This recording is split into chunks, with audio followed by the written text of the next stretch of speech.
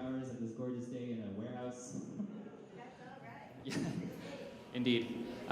So without further ado, I'm going to introduce you to your moderator for this panel discussion. Howard Adler, he's the director of the Asinabka Aboriginal Film and Media Arts Festival. Minwaashin, Rolf, for the introduction. Bojo, Ani, Howard Indigenous Cause, Wabjashin Dodem, Nizat Takong Donjaba, Laktamalak First Nation Donjaba. Yeah, so my name's Howard. I'm the moderator today. I just want to say Minwaashin to everybody, a big thank you to everybody for being here and taking the time out of your day to come and learn and listen and to talk about some really important issues that are, very contemporary to Ottawa. So I guess we'll just move on to giving each person a chance to introduce themselves and say a few words about the windmill development and the islands in the sacred Algonquin territory. So we can start.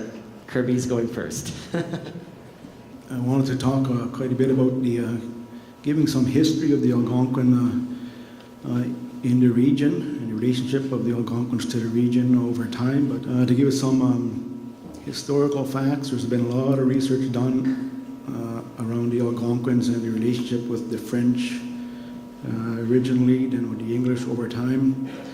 The archaeological evidence shows that Indigenous people were here probably 10 to 12,000 years ago. There's lots of artifacts on this side of the river because this is the port on the north side of the river. That's the main easiest portage route to get by the Shady Falls. So there's lots of artifacts and probably burials. I know that a couple of archaeologists are going to come up with a report that kind of consolidates all the archaeological research, which will demonstrate the significant and great degree of use of the area on the north side of the river. And the tobacco ceremony probably happened on the north side where the portage was occurring and not on the south side, where it's more difficult to portage along the hills where you see prominent buildings and the steep hills coming down. The portage was easier on the north side. The first contact with the Algonquins in the area with the European was a written record is with Samuel de Champlain in 1613. He met a number of Algonquin, 14 canoes of Algonquins further east down the river.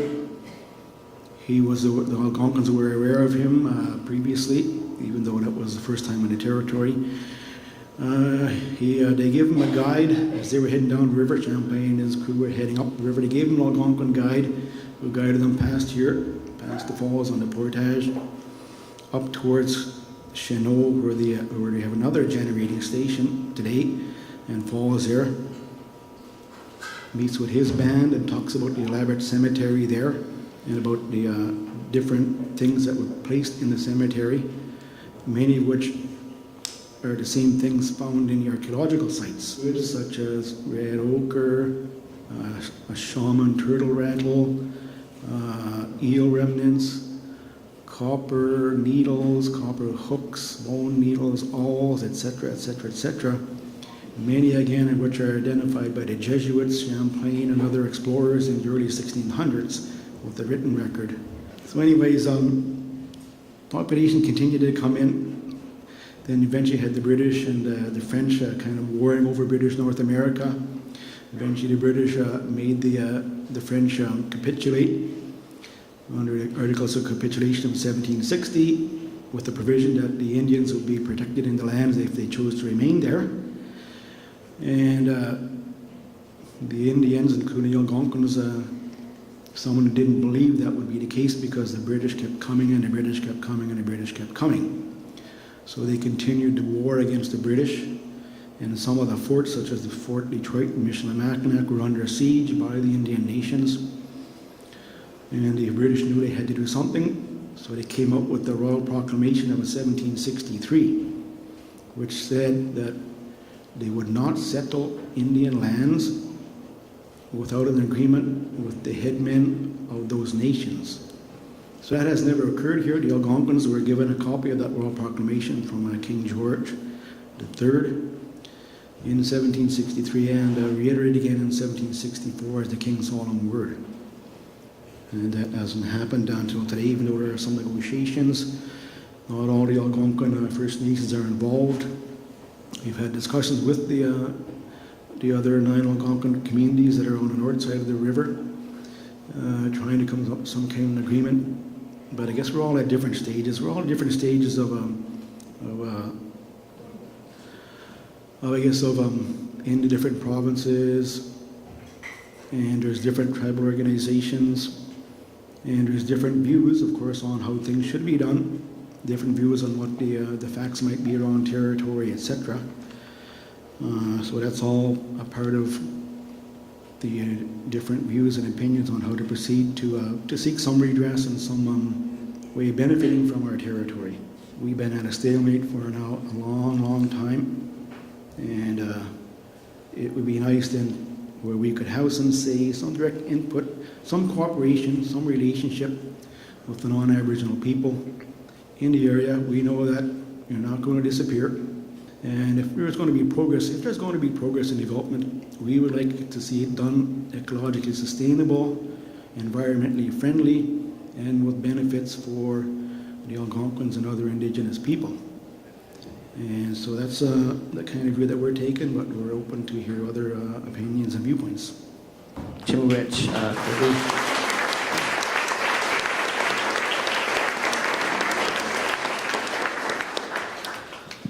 Thanks for taking us through a little bit of a history lesson there.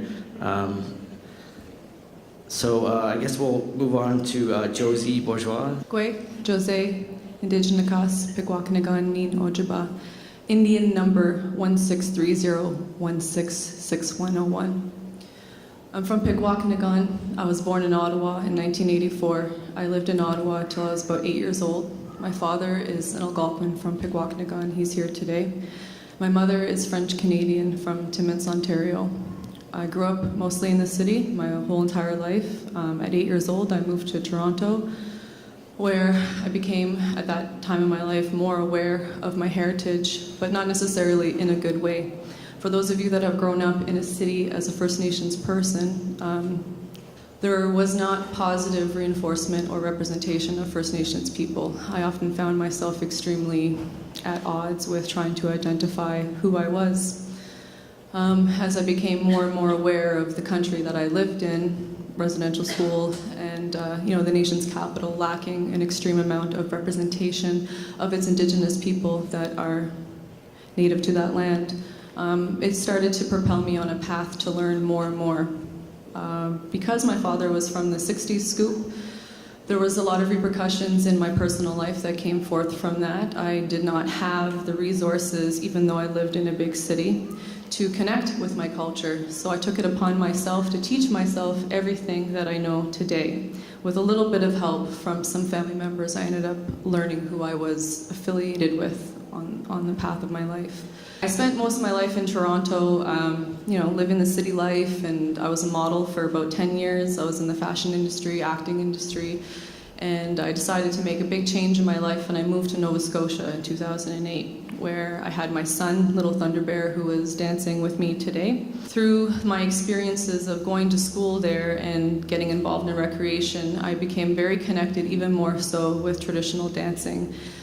And I kind of found a space in my heart to connect with a lot of people based on my memories of growing up and the feelings of truth that I knew to exist with a lot of men and women who were a generation or two older than me, who also had that large disconnect of being able to participate in ceremony because of the repercussions of whether it be the 60s scoop or residential school system. So I presented an idea through an Yes Ideas competition, and I was granted $5,000 to start my own business. It was called Pride and Passions Dance Workshops, where I made with community members of the Millbrook Mi'kmaq community I lived with at the time, regalia.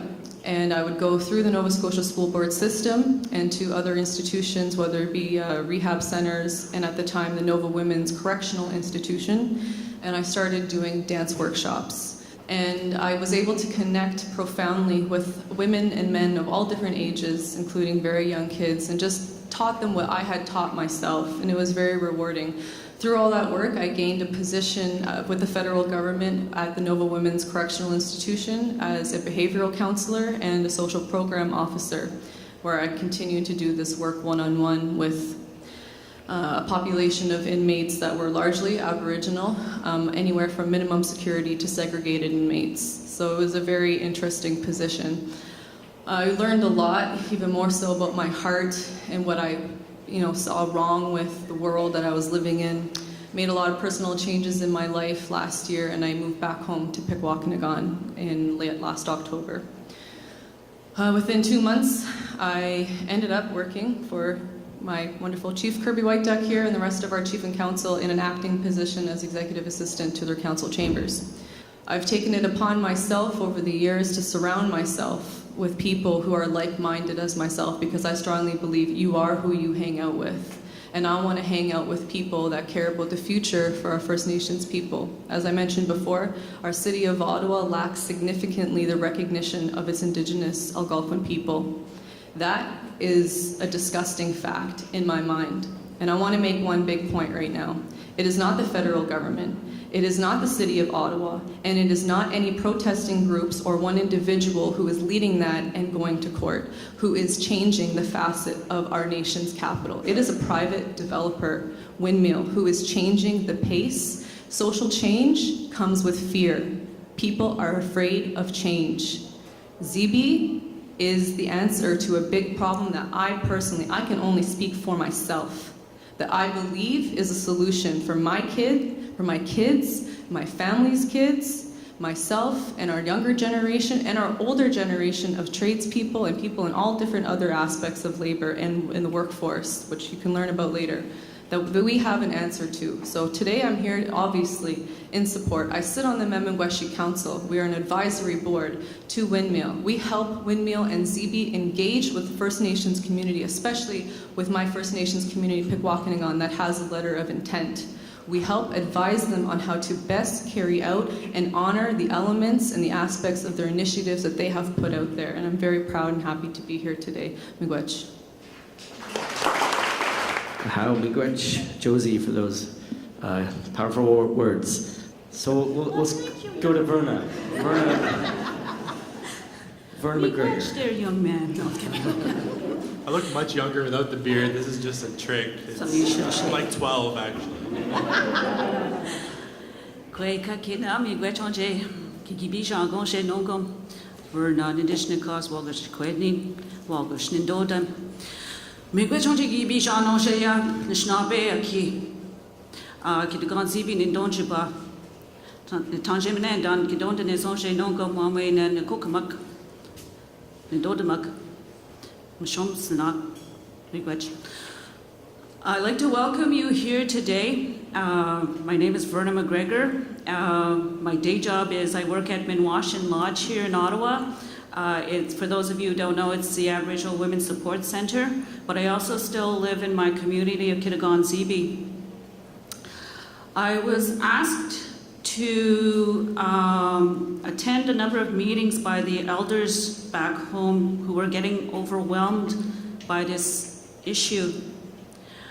And part of my background, I have a very varied background work-wise, but also through the years I've also sat with our elder William Commanda, we call him Shomas, in his lodge in Kitigan Zibi. When we were young, he would have also, when it wasn't long ago in the 60s, even with the oppression, that he had powwows and gatherings, and we'd have all Native people from all other nations come together. That year when we were going there, the police were there, and they were stamping out the fire and threatening to arrest everybody, and all we were doing was coming together to celebrate like we're doing today. I said that today, but there was criticism before here too as well of having this gathering here today. And I said, well, it's almost like having a powwow. We come together, we have music, we dance, we eat, and we make new friends, we share information. That's what powwow Mawandosek is, coming together. Even we may have differing opinions, but also one of our basic teachings is also honoring everybody's journey here too as well. So going back to Victoria Island, from a historical perspective, I come from a long line of strong women in our community, the Algonquin community. I also sit with the Circle of Grandmothers. Prior to colonization, it was the women also who were very strong, especially your cookum. If you're in trouble with your cookum, you're in trouble. That's why I let you go first. I know. He's learned well, my boy. So, but also my mom would sit with an elder, and I brought her picture here today. And you'd see her in our cultural center, but she was also in a museum, and her Christian name was Madeleine Clément. But we'd call her Supanakwe, and she would sit with my mom when we were small children, and she would talk about this area and how we stopped coming here too as well as a result of the violence because of the building of the Parliament buildings. In this area, prior to even the dam being built here in 1908, he said that there was historical history passed down when they'd have ceremonies. Sometimes too with the spring thaw, Victoria Island would flood over. And if you look at the Champlain diaries too as well, he described it more as rock, and it would make sense too. So now we've also, with the dam, that doesn't happen anymore, and like we control the water. And sitting with, so what would happen with Victoria Island is it would be used as a ceremonial place, a place to come together. So we would have also like Albert Island, Chaudière and all, and similar to what Kirby was saying, would be camp spots too, and also there would be ceremony there, but the main ceremonial place coming together would be Victoria Island. And the understanding is that you lay everything down when you come to ceremony with the sacred, it was a sacred site. But because again now with all the history, even with the oppression, and few people know that even with the Indian Act, and it was not until the early 60s, you needed a permit to leave the reserve. And you needed a permit from the Indian agent to get back on the reserve. So few people were scared to leave the reserve because it was his ultimate authority whether or not you get back on. So even accessing our sacred sites, let alone having ceremony, we're just recently coming from a whole history of oppression. So, and that's why Elder William and his supporters was consistent in recognizing Victoria Island, and I said we need to reconnect back with this whole issue and start a dialogue on our sacred sites as well. Another thing too, as well as other buildings are being built here, there's burial grounds being uncovered. What do you do with that? An example is when they asked with this event today, they said, well, you're having a festival there on sacred land. I said, yes, but they've just built the War Museum over here, and next door they have the Blues Fest. And both are built on, there's a burial ground there. What's up with that? Where was the outcry? The other part is the Museum of Civilization, now the Museum of History. We had, and it's the archaeological findings there too, as well as we had our village there, and it makes sense because of the current. Again too as well, because of the recent, we've become more vocal recently too as well, when even that museum was built, where was the outcry? So again, we have some tough issues. This whole issue we're here today is very complex, but also too as well, I think always with complexity comes also great understanding, and it's an opportunity to learn more. So as I hope we have a good session today, I say miigwech. Miigwech, Verna. So next up is Albert. My name is Albert Dumont. My grandfather was Samson Commanda, and he took the name Dumont when he was a young man. I want to say too about a sacred site. It's always was regarded that way by the human beings who lived here thousands of years ago. And I want to say this about unsurrendered land. For every Canadian who knows and understands what it means on surrendered land, there's 1,000 that don't know it. And I think it would be a great service to the Algonquin people if every Canadian knew that this land was unsurrendered. It's a human right for me as a human being to access spiritual beliefs that I believe are going to guide me to a better place after I leave this world physically. I don't know why people aren't up in arms to protect my right to have a sacred site. If it was happening in another country, I guess we would. The generations before this one, whenever construction was taking place all over around here, felt defenseless. They had no allies. They had no rights. We only got the right to vote in 1960. I want you to think about that. What do you do without the right to vote? Our spirituality was outlawed until almost that very time. You know, we live in a world where the going rate, it seems, for a house is $1 million in this city right now. I want you to know this, that I had severe alcohol addiction and I suffer chronic pain, and I went to a small falls on a small river in Pontiac County, and I found healing there. But that river, where those falls are, empty into the Ottawa. As the rain that falls from the sky, creeks and channels that come from the mountains, they all give medicine to that river that we see outside that window there. That's the way it was. It was something of medicine for healing's sake. And now that river outside that window is filled with chemicals, from cattle waste, the poisons that are put into the earth now to kill bees and other bugs. We need to have a sacred site where people could heal. I don't know why the negotiators of the land claim didn't say that part of the land claims settlement would only occur if there was training and mentorship and jobs for the Algonquin people. Why do we have to give up a sacred site to have those things whenever we could demand it in a land claim settlement? Canadians are fed up with saying that their parliament buildings are built on unsurrendered, stolen land. They want it fixed. We don't need to give up a sacred site to have jobs. What we could do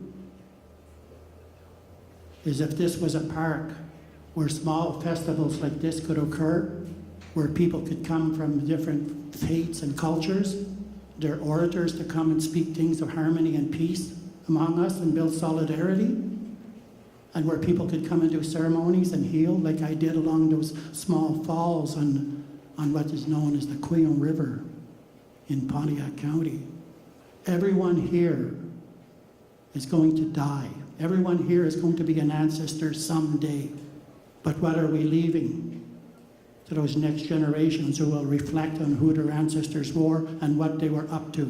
Because if we make a mistake here, if we can't go back and change it, a human being is a human being. And we're different than the trees and the birds and the animals. We have to understand the sacredness of our souls.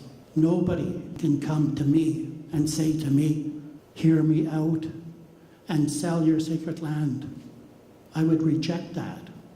I care for my next generations, my grandson who's 16 months old and my 5-year-old granddaughters. I care about their grandchildren. I care about the state of the water when they're my age. And everybody here should care too.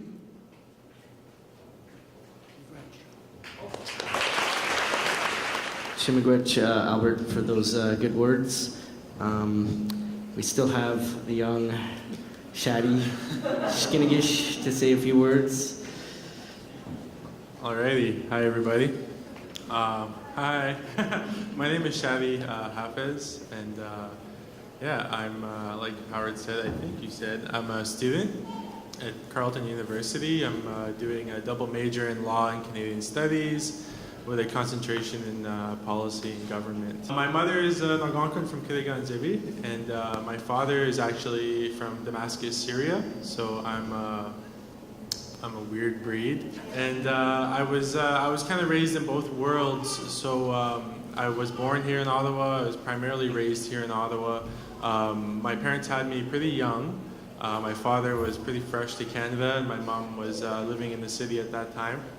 And they met in high school and had me, and they were really young. So my grandparents raised me for a big portion of my life, on my Syrian side. And they raised me speaking Arabic in an Islamic household, a very traditional Islamic household. I was also raised on my mom's side as well. So when I was with my mom on the weekends, on the holidays, the summers, I would go back to Memengweshii, the Kitigan Zibi, and I would live there. So it was kind of weird growing up, but now I'm like adjusted. I'm comfortable. On both sides, there was always a lot of politics in my life. There was always a lot of kind of anger at authority in the government. On my Syrian side, my grandfather fought in the Six-Day War with the Syrian army. He was involved in the revolutions at the time in the 50s and the 60s that put people like Saddam Hussein and Hafez al-Assad into the presidency that everybody at the time thought that was a good idea because the guys before them were even worse. But we learned now that maybe wasn't a good idea. On my mother's side here, my uncle Troy was murdered by the Ottawa police in the early 90s, and my family was heavily involved in doing an inquiry into his death and providing the city police with recommendations which have actually saved young people's lives. I also, I'm a dancer, I'm a traditional dancer. I powwow frequently. I'm a really happy father. I have a young daughter, and we raise her in that circle. We take her to powwows as much as we can, and we travel around. And I also read a blog, which I recently started to do. So for me, with this issue, what's happening right now with the development and with the two sides, and some people want the development, some people don't. I still don't know. I still don't know where I stand on that issue. However, I don't think I'm there yet, and I don't think we're there yet. I don't think the development itself is at a point where it can say we're good to go, and I don't think the people who are against the development can say this is bad either, because I don't think the consultation process has been fulfilled yet. I don't think there has been proper consultation on both sides, on the development side and amongst people who refer to themselves as allies. I don't think either side has fully consulted with both sides of the argument, and I think that's an issue. As for the developers, or any developers, unceded land means we didn't give up this land. We didn't sign any agreements to give up this land. We never surrendered it. We never lost it in a war. Doctrines of discovery don't apply anymore, so we can't use that. We never gave up this land. So when any development happens here, any development, I think there needs to be consultation, and I think there needs to be consultation with both sides. You have to consult with people who agree, and you have to consult with people who don't agree. And you can't say that we've consulted with both, but we're only going to now talk to the people who agree with us, and we're only going to allow them to represent. I don't think you can do that.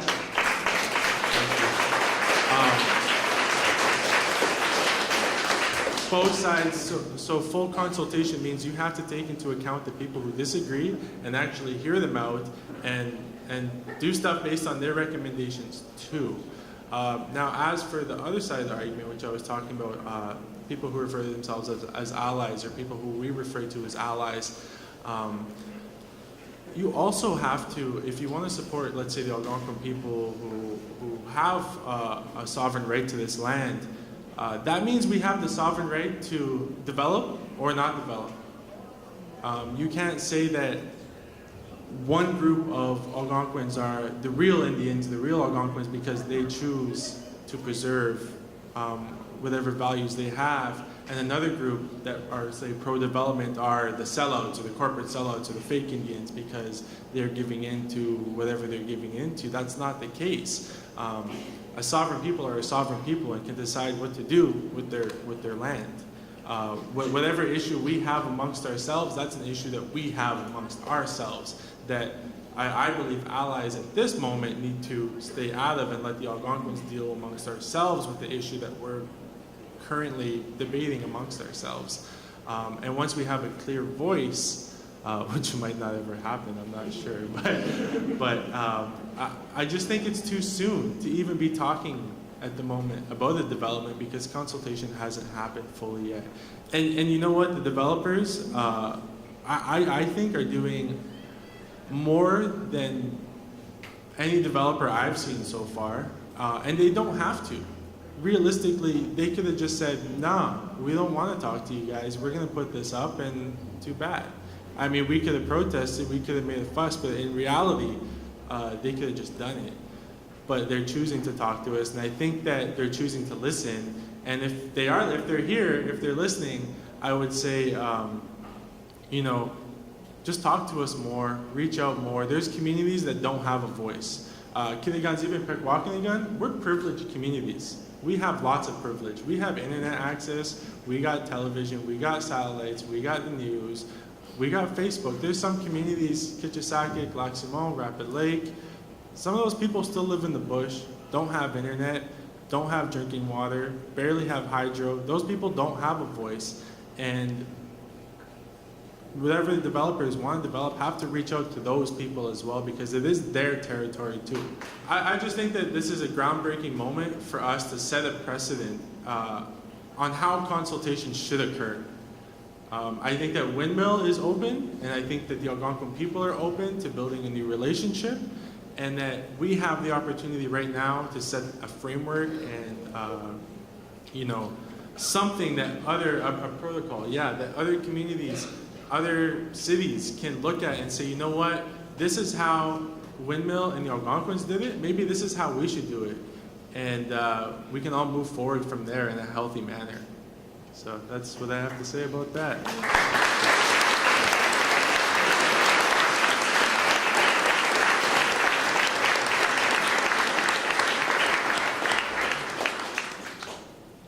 Miigwech, Shady, those were really intelligent words. Thank you.